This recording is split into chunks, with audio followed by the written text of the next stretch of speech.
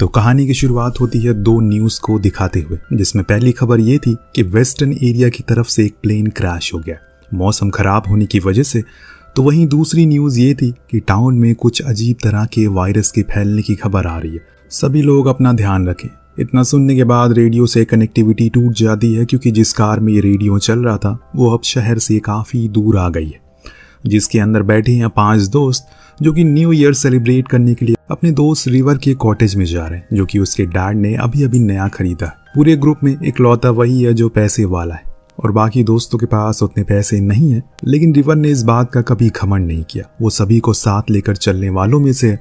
इस ग्रुप में कुछ ऐसे भी हैं जो कि खुद से ही सेल्फ ऑब्सेस्ड हैं, जैसे कि एंडी जो हर दिन फॉलोवर खरीदती है ताकि किसी भी तरह करके उसके 1 लाख हो जाए। तो वहीं किट, वो अपने लेम्स जोक की वजह से लोगों में काफ़ी बदनाम है। तीसरी है एम, जिसकी हर जगह बस नेगेटिविटी दिखती रहती है, क्योंकि उसे लगता है कि इस दुनिया में इंसान का होना ही एक माइनस पॉइंट है, अगर वो नहीं होते तो सब कितना सुकून से रहते।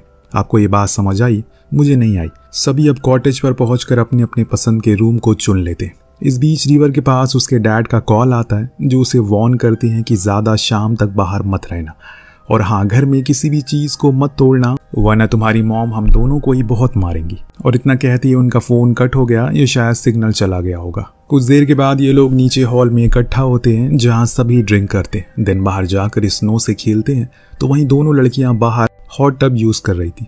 तब एम एडन से उसकी मॉम के फ्यूनरल में ना आने के लिए माफ़ी मांगती है। वो कहती है कि इससे कोई फ़र्क नहीं पड़ता कि कोई आए या फिर ना आए, क्योंकि मॉम तो अब कभी वापस नहीं आने वाली, सो डोंट वरी। इस दौरान अंदर एंडी के पास जैस का कॉल आता है। वो भी इन्हीं ग्रुप का एक हिस्सा है, पर काम की वजह से वो इनके साथ नहीं आ सका। अब उसका ये कहना है कि अच्छा हुआ कि वो नहीं आ पाया, क्योंकि उसने सुना है कि वहाँ तेज़ तूफान आने वाला है, तो तुम लोग संभल के रहना। अब आधे घंटे बाद न्यू ईयर का काउंटडाउन भी शुरू हो चुका है। सभी दोस्त सेलिब्रेट करते हैं तो बर्फ़ को खाते हुए न्यूज़ को सुनते हैं, जिस दौरान इन्हें पता चलता है कि आने वाले दिनों में एक तेज़ बर्फ़ का तूफान आने वाला है, तो कोई घर से बाहर ना निकले। इस बीच एम को बाहर स्नो बढ़ती हुई दिखती है, तो सभी को वो घर में चलने को कहती है, लेकिन उसकी दोस्त की आदत है ऐसी नेगेटिव चीज़ कहने की, तो सभी उसकी बातों को इग्नोर करके सोने के लिए चले जाते हैं। लेकिन आधी रात को ही पावर कट हो जाता है। रिवर का कहना है कि ये यहाँ पर आम बात है, यहाँ पर ऐसा होता रहता है, तो ये कोई मेन स्ट्रीम सिटी थोड़ी है, चलो हम यहीं सब सो जाते हैं। सभी ने उसकी बात को माना और वहीं सो गए। सुबह जब ये लोग उठते हैं तो किट ने सभी से कहा कि अब हमें चलना चाहिए, लेकिन अब इतनी आसानी से ये लोग अगर चले गए तो कहानी में मज़ा कैसे आएगा। रात के तूफान के कारण सभी रोड अब पूरी तरह से जाम हो चुके हैं, तो वहाँ पर कार से जाना तो मुमकिन नहीं था, इसीलिए कुछ देर और इंतज़ार करने का सोचते हैं। घर वापस आ जाते हैं, लेकिन इन्हें अब लगने लगा है कि खतरनाक वाली ठंड पड़ रही है, जिसे बचने के लिए ये लोग ज़्यादा ड्रिंक करना शुरू करते हैं, जो देख एडन ऐसा करने से मना करती है, क्योंकि इससे इनके ऑर्गन खराब हो सकते हैं। तो वो तो ऐसे ही ठंड में कुछ दिन सर्वाइव कर सकेंगे, पर किसी को उसकी बातों पर यकीन नहीं था, क्योंकि उन्हें तो बस गर्मी चाहिए थी। जैसे तैसे एक दिन बीत जाता है, लेकिन अब जब दूसरे दिन की शुरुआत हुई तो ठंड और बढ़ गई, क्योंकि बर्फ़ इनकी कॉटेज के चारों ओर जम गई है, जिससे वो गर्मी बची कुछ थी वो भी ख़त्म हो गई है।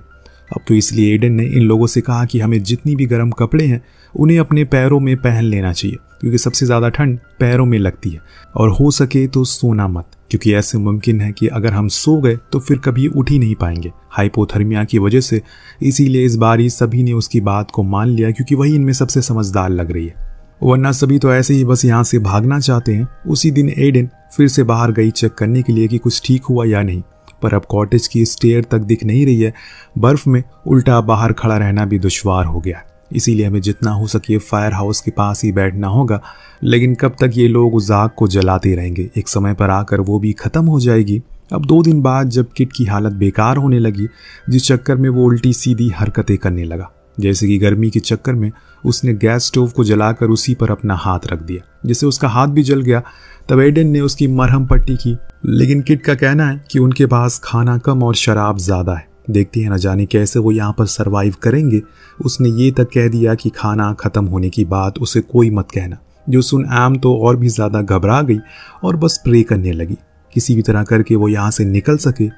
इस बीच रिवर को लगता है कि जो स्नोमैन उसने बाहर बनाया था उसमें अब जान आ गई है, और वो उनकी विंडो को तोड़कर अंदर आने की कोशिश कराए, पर असल में ये उसका वहम था, जो अब समझ में आने के बाद वो अपने दोस्तों से कहता है, अगर हम सभी ऐसे परेशान होकर बैठे रहे तो ये समय और कठिन लगेगा, इसीलिए चलो हम कुछ और बातें करते हैं। हर किसी ने कुछ ना कुछ रेजोल्यूशन तो लिया ही होगा, तो चलो सब बताओ। इसकी शुरुआत किट से होती है, जो बताता है कि मुझे इस साल अच्छी बॉडी बनानी है। तो वहीं एम, उसे तो बस जिंदा रहना है। जो सुन एडन ने कहा कि ये कोई रेजोल्यूशन नहीं होता, चलो मैं बताती हूँ, मुझे एक अच्छा सा डॉक्टर बनना है और इस साल अपनी डिग्री को कंप्लीट करना है। जिससे ये पता चलता है कि एडन एक मेडिकल स्टूडेंट है, तभी उसे ऐसे सर्वाइवल में क्या करना चाहिए ज़्यादा पता है।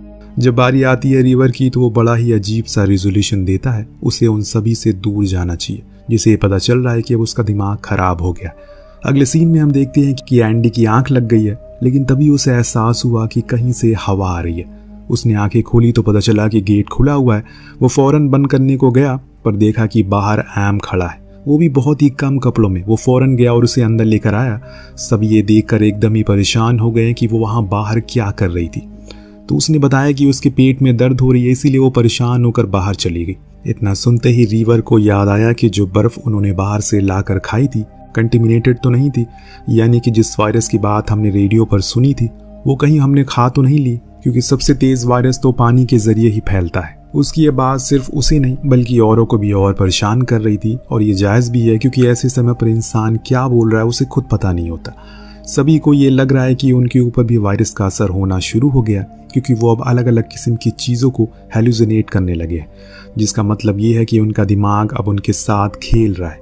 इतने में एडन एक कहानी सुनाती है, जो कि 80 के दौर के समय की है, जहाँ 4 कैदियों पर एक एक्सपेरिमेंट किया गया। तो वो धीरे धीरे करके एक दूसरे को खाना शुरू कर देते, क्योंकि उनके पास कुछ भी नहीं बचा खाने को। और फिर अंत में जो आखिरी बचा, उस कैदी ने खुद अपने आप को ऊपर से नीचे तक खाकर ख़त्म कर दिया। इतनी भयानक बात सुनकर सभी डर गए, इसीलिए एंडी ने उसे फौरन चुप रहने को कहा, क्योंकि इस कहानी से उनका कोई लेना देना नहीं है। इसीलिए ज़्यादा ध्यान इस बात पर दो कि यहाँ से निकला कैसे जाए। तभी किट को एक आइडिया आता है, क्यों ना वो लोग कार की बैटरी की मदद से जनरेटर ऑन करने की कोशिश करें, होपफुली कि कुछ हो जाए। कि तभी रिवर बिना कुछ सोचे समझे बाहर चला गया। इस चीज़ को करने पर बहुत देर हो जाने के बाद भी जब वो लौटा नहीं, तो इन लोगों को उसकी फिक्र होने लगी।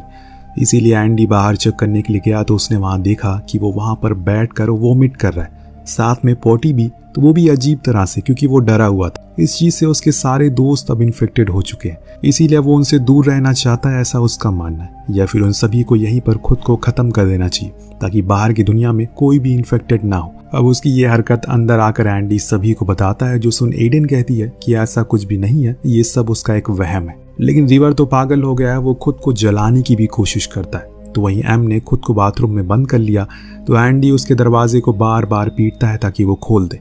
लेकिन अंदर एम तो अलग ही दुनिया में थी। दरअसल वो स्नो की वॉमिट कर रही थी, जो देख उसे लग रहा है कि शायद उसके पेट में स्नो भर गई है। इसीलिए अगर उसे अपने पेट को ही काट दिया तो वो स्नो सारी एक साथ बाहर आ जाएगी, जो कि वो थोड़ा मोड़ा करने भी लगी है। लेकिन सही मौके पर एंडी ने गेट को खोल लिया और उसे लेकर रूम में आया। तब एडन जाकर रिवर के रूम में फर्स्ट एड ढूंढने लगी, और उसी दौरान उसे उसके बैग में कुछ खाने पीने का सामान मिल गया, जो देख वो बहुत ही ज्यादा गुस्से में आ गई। उसने सभी से ये चुरा कर यहाँ छुपाया था, पर क्यों? अब आगे एडन एम की मरहम पट्टी करती है, लेकिन उसने एंडी से कहा कि हमें इसे जल्दी से हॉस्पिटल ले जाना होगा, क्योंकि उसके घाव ज्यादा गहरे हैं, जिसके साथ ये यहाँ पर ज्यादा दिन जिंदा नहीं रह सकेगी। इस बीच उसके दिमाग में रिवर का ख्याल आता है। कल तक तो वो एकदम ठीक था, लेकिन आज उसमें इतना बदलाव कैसे? लेकिन अगर उसे ये सब हो सकता है तो ज़रूर उन्हें भी हो सकता है, क्योंकि सभी एक ही सिचुएशन में फंसे जो हैं। पर इससे पहले वो रिवर के सामने उस खाने की चोरी के बारे में पूछती है, तो वो कबूलता है कि हाँ उसने खाने को चुराया, जिसके लिए वो माफ़ी भी मांगता है। जो सुन एंडी ने कहा कि ठीक है कोई नहीं, पर अपने दिमाग को खुद के काबू में रख। उधर हम एंडी को देखते हैं, जो कि घर के फर्नीचर को तोड़ रहा है फायर से जिंदा आग को जलाने के लिए, ताकि वो उसे जिंदा रह सके। पर यह चीज़ रिवर को पसंद नहीं आती। उसके घर को कोई तोड़े जा रहा है, जिस चक्कर में उन दोनों में बहस हो गई, और इसमें वही हुआ जिसका डर था। जी हाँ, रिवर ने गलती से उसी कुल्हाड़ी से एंडी को मार दिया, जो देख एम तो पागल हो गई। उस कुल्हाड़ी से उसे मारने के लिए आगे बढ़ी, पर एडन ने उसे रोका, क्योंकि उसे पता है कि ऐसी सिचुएशन में क्या हो सकता है। इतने में उसे किसी की फोन रिंग की आवाज़ आई। ये उसी का फ़ोन था जिस पर जैज़ की वीडियो कॉल आ रही थी। अब वो उसे सारी सिचुएशन बताती है और कहता है कि ठीक है मैं हेल्प भेज रहा हूँ। लेकिन तभी वहाँ जैज़ के पास ठंड बढ़ना शुरू हो गई, जिसके कारण फ़ोन कट हो गया। इतने में एडन को किसी की चलने की आवाज़ आती है, जो सुन वो उसकी ओर जाने लगी। तभी किट ने उसे रोकते हुए कहा कि वो क्या कर रही है और किससे बात कर रही है, यहाँ पर कोई नहीं है, वो चीज़ों को हेलुसिनेट कर रही है, यानी कि जैस की कभी कॉल आई ही नहीं थी। अगले दिन अब किट कहता है कि अब हमें बाहर जाना चाहिए मदद के लिए, क्योंकि हमें आधे से ज़्यादा लोग मर चुके हैं या फिर घायल हैं। जो बचे हैं उनकी हालत ऐसी है कि वो कुछ कर नहीं सकते। मैं बाहर जा रहा हूँ, शायद कोई मदद मिल जाए। तो वो कबाड़ में शूज़ को लेने के लिए जाता है कि तभी उसे ऐसा लगता है कि कोई है जो उसे अंदर खींच रहा है। इसीलिए वो फौरन चिल्ला देता है, जिससे वहाँ पर एंडी आ गई। उसे तो वहाँ कोई दिखाई नहीं दिया, जिससे उसे भी ये पता चल गया कि अब हेलुसिनेट करने लगा है। इसीलिए उसने आखिरी बार पूछा कि क्या वो श्योर है बाहर जाने के लिए, पर किट ने हिम्मत बांध ली। इसीलिए वो उसे गले मिलता है और फिर चला जाता है। इधर एम अपने मरे हुए बॉयफ्रेंड एंडी की लाश के पास बैठी रो रही थी, जो देख एडन ने रिवर से कहा कि अब वो ज्यादा देर जिंदा नहीं रह सकेगी, क्योंकि उसका घाव अब सड़ने लगा है, जो कि होना भी है, क्योंकि ऐसी ठंडी जगह पर हल्की सी चोट बहुत ज्यादा जख्म देती है। कुछ देर बाद एम एंडी की लाश से बातें करना शुरू कर देती है, जो उसे कह रही थी कि तुम्हें जाकर कार में बैठ जाना है, अगर हल्का सा भी पेट्रोल उसमें बचा होगा तो हीटर ऑन हो जाएगा। या एम वही करती है और जाकर कार में बैठ जाती है, लेकिन तभी वहाँ वो अजीब सा कुछ इमेजिन करती है, जैसे कि उसकी साइड में एंडी बैठा हुआ है। इतनी में कोई अजीब सी चीज़ आकर उसे अंदर घुस जाती है। इधर दूसरी ओर जब पूरी रात गुजर गई और अगले दिन भी किट का कहीं कुछ अता पता नहीं चला, तो ये दोनों उसे घर से बाहर गए ढूंढने के लिए। वहाँ उन्हें किट की लाश मिली, वो भी बड़ी बुरी हालत में, एकदम नेकेड, जो देख ये दोनों डर के मारे घर के अंदर आ गए। पर अभी ने ये नहीं भूलना चाहिए कि अब बस यही दो बचे हुए। एम का तो कुछ भी पता नहीं है कि वो कब तक जिंदा रहेगी, पर यहाँ रिवर को समझ नहीं आया कि असल में किट ने ऐसा क्यों किया। तब एडन ने उसे समझाया कि शायद ये हाइपोथर्मिया की वजह से हुआ होगा, जिससे शरीर में एक बर्निंग सेंसेशन पैदा होता है, जिसमें होता ये है कि इंसान पागल हो जाता है और उसका तापमान कई डिग्री बढ़ जाता है अचानक से। यही सेम चीज़ किट के साथ भी हुई होगी, इसीलिए उसने अपने सारे कपड़े उतार दिए। इतना सब कुछ देखने के बाद रिवर पूछता है कि उन्हें क्या करना चाहिए। तो उसने कहा कि पहले तो हमें फायर को जलाना होगा, ताकि कहीं से कोई गर्मी मिलती रहे।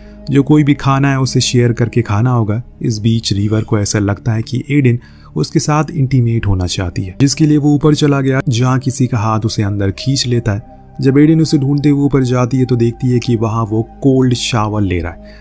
ये उसका एक वहम था, इसीलिए एडन उसे फौरन गर्म कपड़े देती है। तब रिवर कहता है कि अब वो नहीं बचेगा, लेकिन लकीली वहाँ पर तभी लाइट आ गई, जिससे वो उसे लेकर बाहर आ गई, जहाँ पुलिस खड़ी थी, जो उससे पूछती है कि मैम क्या आपके अलावा और भी कोई सर्वाइवर बचा है। एंडी ने कहा कि नहीं, मैं सिर्फ हम दोनों ही बचे हैं। तो वो कहता है कि मैम आप अकेली यहाँ पर आई थी।